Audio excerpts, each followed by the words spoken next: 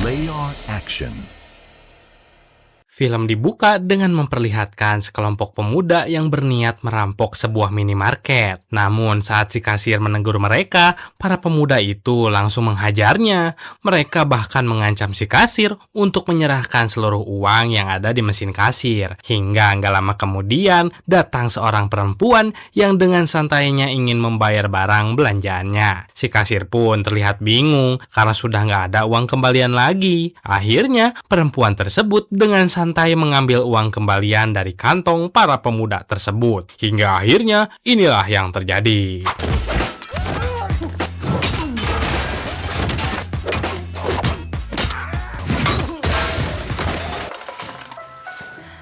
Setelah menumbangkan semua perampok itu, perempuan tadi langsung membayar barang belanjaannya lalu pulang ke rumah. Scene kemudian berpindah memperlihatkan seorang balerina yang hari itu nampak gusar saat sedang tampil. Sementara itu, perempuan tadi yang diketahui bernama Okju terlihat sedang termenung di rumahnya. Gak lama kemudian, dia menerima telepon dari sahabatnya, Min-hee, si balerina tadi. Dalam panggilan telepon itu, Min-hee meminta Okju untuk datang ke apartemennya. Tanpa banyak basa-basi, Okju langsung bergegas ke sana menggunakan motor kesayangannya. Sebelum ke apartemen, Okju sempat membeli beberapa minuman dan jajanan di toko milik teman lamanya untuk dibawa sebagai oleh-oleh untuk Min-hee. Begitu tiba di apartemen Min-hee, Okju mencoba menekan bel berkali-kali. Namun nggak kunjung mendapat jawaban. Karena sudah mengetahui password apartemen Min-hee, akhirnya Okju pun langsung masuk ke dalam.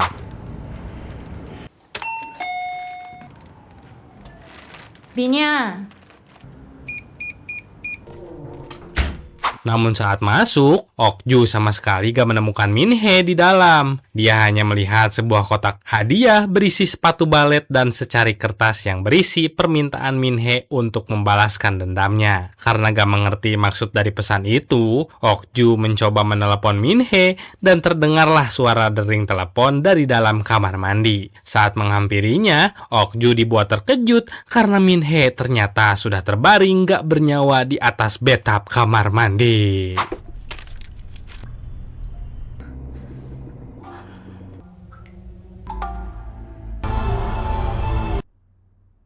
Merasa terpukul atas kepergian satu-satunya sahabat yang dia miliki, ingatan Okju pun kembali ke masa lalu. Saat mereka pertama kali bertemu, Okju membeli kue ulang tahun untuk dirinya sendiri di toko milik Min-hee. Dan sejak itu mereka menjadi sangat akrab. Min-hee pun menjadi satu-satunya orang berarti dalam hidup Okju. Diketahui kepribadian mereka berdua sangat berbeda. Min-hee adalah perempuan yang anggun dan sedikit centil, sedangkan Okju merupakan sosok perempuan tangguh yang bekerja sebagai bodyguard di perusahaan keamanan luar negeri dengan tugas menjaga para tamu kelas atas. Kenangan itu membuat Okju semakin penasaran dengan apa yang sebenarnya terjadi pada Min-hee, hingga dia memilih mengakhiri hidupnya. Dari surat terakhir yang ditinggalkan Min-hee, terdapat satu nama yang langsung membuat Okju mulai pencariannya, hingga akhirnya Okju menemukan sebuah akun dengan nama tersebut yang ternyata milik seorang chef penjual makanan online. Okju pun mencoba memesan makanan dari akun itu, namun ternyata penjualnya dikenal, Garamah alias Bintang 1.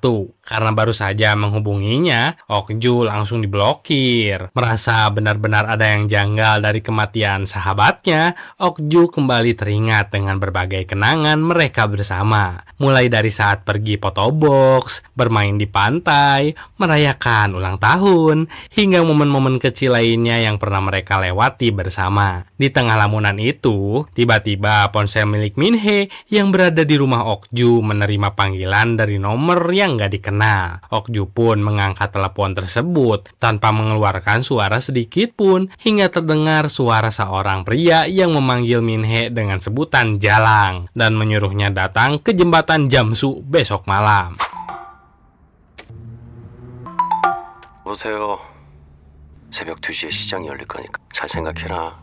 Pria itu juga mengancam, jika Minhe nggak datang, maka dia akan membuat teman-temannya dan keluarganya membenci dirinya. Singkat cerita, keesokan malamnya Okju datang ke lokasi. Namun dia memilih menjaga jarak untuk memantau keadaan sekitar terlebih dahulu. Dari kejauhan, Okju melihat seorang pria gondrong yang sedang melakukan transaksi haram dengan beberapa orang di pinggir jembatan tersebut. Nggak lama kemudian, handphone milik Minhe kembali berdering dari nomor yang sama seperti sebelumnya. Dan ternyata panggilan itu memang berasal dari si pria gondrong tersebut.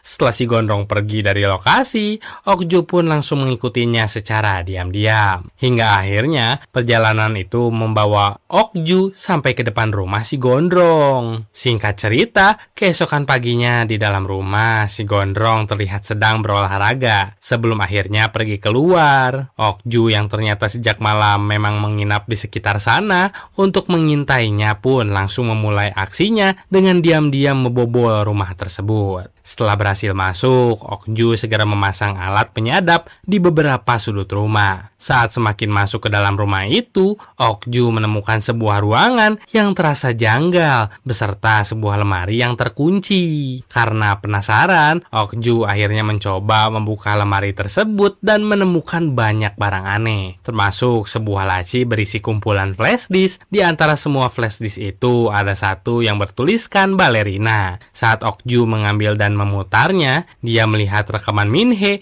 yang sedang dilecehkan oleh seorang pria bertopeng yang ternyata adalah si gondrong itu sendiri.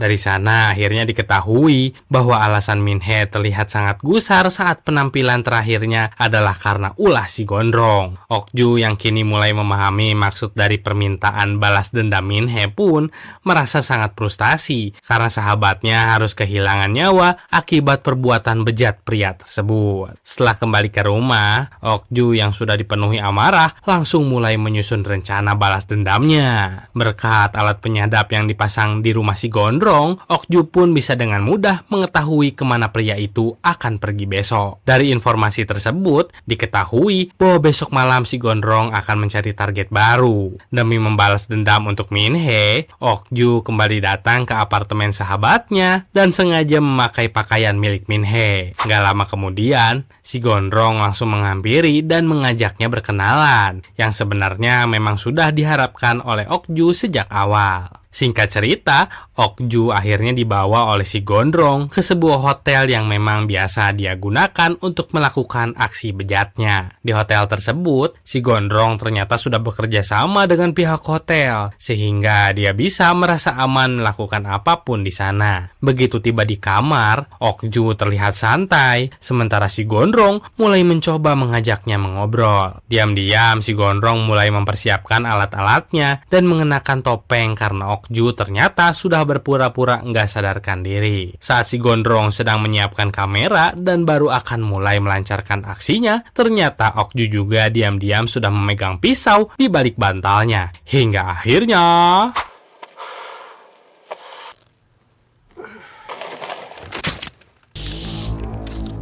si gondrong yang berhasil menahan serangan dari Okju akhirnya mulai menghajarnya hingga membuat Okju beberapa kali kewalahan. Karena Okju juga bukan lawan yang mudah, dia berhasil membalikan keadaan dan menghajar si gondrong sampai merobek mulutnya menggunakan pisau.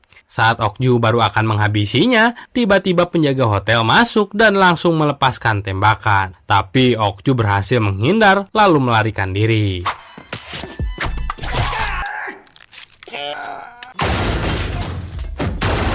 Namun saat berada di luar kamar, Okju kembali dihadang oleh penjaga lain yang membawa mesin gergaji. Beruntung, seorang siswi berseragam sekolah membukakan pintu kamar sebelah dan tanpa sengaja membuat penjaga tersebut kehilangan kakinya akibat ulahnya sendiri. Tanpa membuang kesempatan, siswi itu langsung menarik Okju untuk kabur menggunakan mobil milik si Gondrong. Si Gondrong akhirnya mendapatkan perawatan dan dijenguk oleh bos serta teman-teman gangsternya. Di sana diketahui kalau selama ini si Gondrong memanfaatkan jaringan mereka untuk membuat film porno dan menjual videonya demi keuntungan pribadi. Di tempat lain, Okju mengajak siswi tadi, sebut saja Siti, untuk makan sebagai ucapan terima kasih karena sudah membantunya kabur. Saat sedang makan, Okju bertanya kenapa Siti bisa berada di tempat itu. Siti pun menjelaskan bahwa dirinya adalah korban si Gondrong dan gak bisa melawan karena setiap kali mencoba menolak, si Gondrong selalu mengancam akan menyebarkan videonya. Penjelasan itu membuat Okju terkejut sekaligus sadar bahwa korban si Gondrong ternyata bukan hanya Minhe, melainkan masih banyak perempuan lain yang mengalami tekanan serupa. Singkat cerita, setelah kondisinya mulai sedikit pulih, si Gondrong langsung mendatangi temannya yang merupakan seorang apoteker. Sebut saja Asep.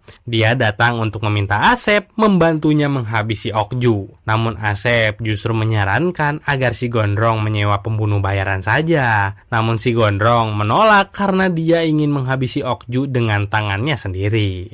Awalnya, Asep menolak permintaan tersebut. Namun setelah mendengar bahwa si Gondrong akan membayarnya 100 juta won untuk membuat obat bius terbaik dalam waktu 2 hari, Asep mulai tergoda. Si Gondrong juga memperingatkan agar gak main-main dengannya, karena sebenarnya saat ini nyawanya sendiri sedang dalam bahaya apabila dia gagal membawa Okju ke hadapan bosnya. Di tempat lain, Okju mendatangi teman lamanya saat dirinya masih bekerja sebagai bodyguard. Namun Okju menjelaskan bahwa dia datang untuk meminta informasi tentang penjual senjata ilegal. Okju juga mengatakan bahwa saat ini dia sangat ingin membalas dendam kepada orang yang membuatnya kehilangan sahabatnya. Singkat cerita, dari sana Okju dan Siti akhirnya bertemu dengan seorang penjual senjata ilegal yang ternyata merupakan sepasang lansia. Sayangnya, sebagian besar senjata yang mereka miliki sudah tua dan usang. Bahkan beberapa terlihat seperti pistol mainan abang-abang dan ada juga yang macet saat dicoba. Karena nggak ada satupun pistol yang menarik perhatiannya, si ibu tua akhirnya mengajak Okju melihat satu senjata pamungkas yang mereka miliki, yaitu senjata pembasmi sarang tawon. Namun karena nggak punya banyak pilihan, Okju akhirnya tetap membawa beberapa pistol beserta senjata pamungkas tersebut. Asep juga mulai bergerak dengan meminta bantuan temannya yang seorang detektif untuk melacak mobil milik si Gondrong. Di rumah, Okju mencoba membersihkan semua persenjataan yang baru saja dibelinya agar nanti bisa digunakan dengan baik dan gak macet saat beraksi. Siti yang kini tinggal bersama Okju mengatakan bahwa dirinya sudah lama menunggu momen seperti ini, di mana akhirnya ada seseorang yang bisa diharapkan untuk menghabisi si Gondrong. Karena itu dia meminta Okju untuk gak berlama-lama lagi. Okju mengatakan bahwa yang dia butuhkan hanyalah Siti bersikap dan berhenti menyebalkan, biar dia melakukan ini dengan khusyuk. Tengah malam, Okju sempat pergi ke supermarket untuk membeli beberapa cemilan. Saat melihat coklat Min, dia kembali teringat pada momen bersama Minhe ketika mereka pernah merayakan ulang tahun dengan kue coklat Min. Namun saat Okju pulang ke rumah, dia menyadari Siti tiba-tiba menghilang. Ternyata si Gondrong sudah berada di sana dan langsung menghajarnya begitu Okju tiba.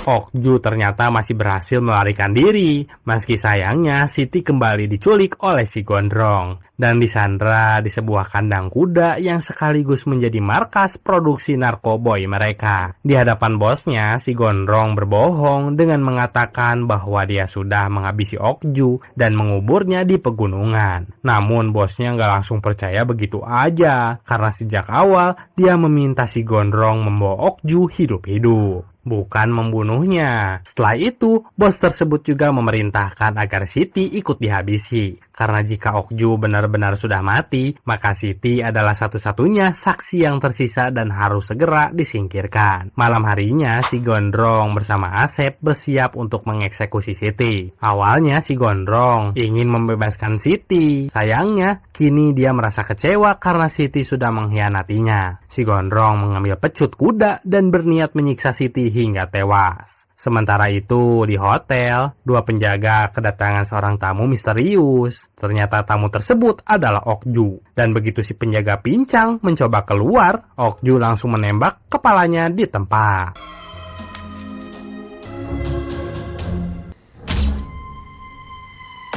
Dengan bermodalkan sepatu pemberian Minhe, Okju memulai langkahnya untuk memburu si Gondrong sekaligus berusaha menyelamatkan Siti. Sambil menenteng senjata, Okju memasuki kawasan kandang kuda itu tanpa menunjukkan rasa takut sedikit pun. Di sana, dia menemukan seragam milik Siti yang sudah terlepas. Lalu saat memasuki lift, Okju langsung menghabisi 3 orang sekaligus di dalam sana.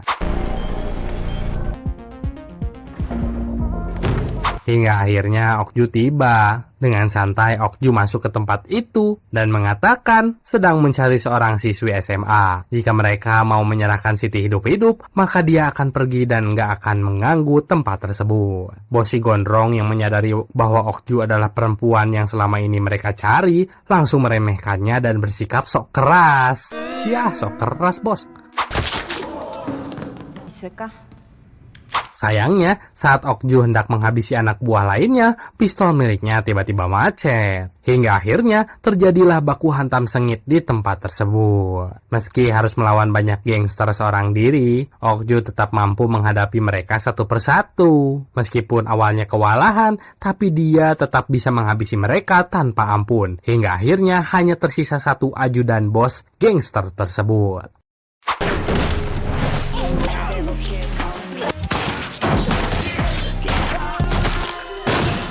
Okju pun menanyakan kemana Siti bro. Namun karena nggak mendapatkan jawaban, akhirnya ajudan itu langsung dihabisi dengan mudah. Setelah selesai menghadapi para gangster itu, Okju keluar tanpa sengaja berpapasan dengan Asep yang sedang membawa Siti. Melihat kondisi tersebut, Okju merasa sangat terpukul. Dia merasa gagal melindungi orang terdekatnya. Namun saat Okju baru akan menghabisi Asep, si Gondrong tiba-tiba datang dan langsung menembaknya. Merasa ini adalah kesempatan terbaik untuk menghabisi Okju, Asep turun dari mobil dan mengatakan kepada si Gondrong bahwa dia akan segera membereskan Okju. Tenang aja bos. Sementara si Gondrong diminta segera mentransfer uang yang sudah dijanjikan. Belum sempat Asep menyentuh Okju, dia justru lebih dulu dihabisi oleh si Gondrong sendiri. Si Gondrong berniat menghabisi Okju, namun tiba-tiba dia dikejutkan oleh tembakan yang dilepaskan Siti secara mendadak. Meski nggak ada satupun peluru yang mengenai target, tembakan itu cukup memberi kesempatan. Okju pun langsung menembak si Gondrong hingga membuatnya nggak berdaya.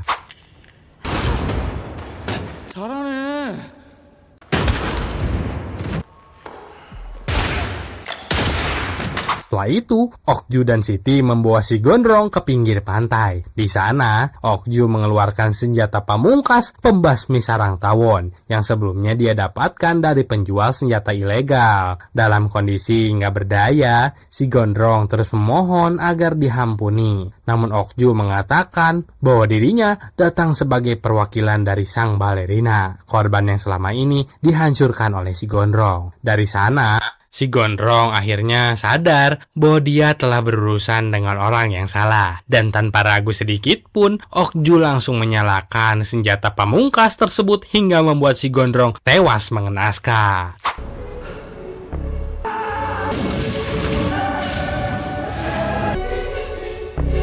Setelah semua itu berakhir, Okju kembali teringat pada berbagai kenangannya bersama Min-hee. Meski masih menyimpan rasa kehilangan, setidaknya kini dia merasa puas karena akhirnya berhasil membalaskan dendam sahabatnya sendiri. Di akhir cerita, Okju kembali mendatangi rumah si Gondrong untuk mengambil seluruh flash disk yang berisi rekaman kebejatan pria itu. Setelah semuanya terkumpul, Okju membakar seluruh flash disk tersebut bersama mobil milik si Gondrong agar nggak ada lagi perempuan lain yang harus hidup dalam ketakutan karena aib mereka disebarkan. Dan film ini pun berakhir.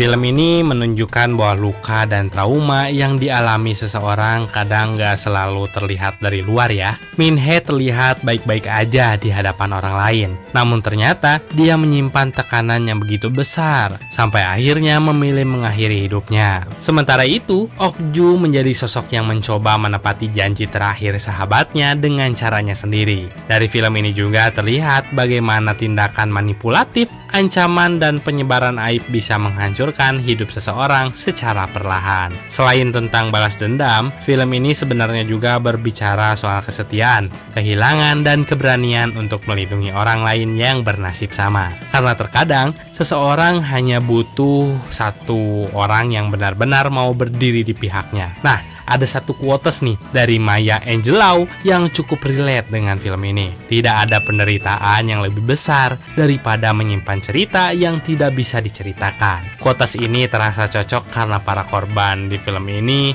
hidup dalam ketakutan dan tekanan akibat rahasia serta ancaman yang terus menghantui mereka. Kalau kalian ada di posisi Okju, apa yang akan kalian lakukan nih? Apakah diam saja atau ikut menikmati si Gondrong? Cuaks. Dan menurut kalian, apakah balas dendam seperti ini bisa dibenarkan? Tulis pendapat kalian di kolom komentar. Sekalian sertain film apa yang mau kita bahas selanjutnya. Jangan lupa klik like dan subscribe dan nyalakan loncengnya supaya kalian gak ketinggalan cerita film menarik lainnya. Oke, see you next time and goodbye.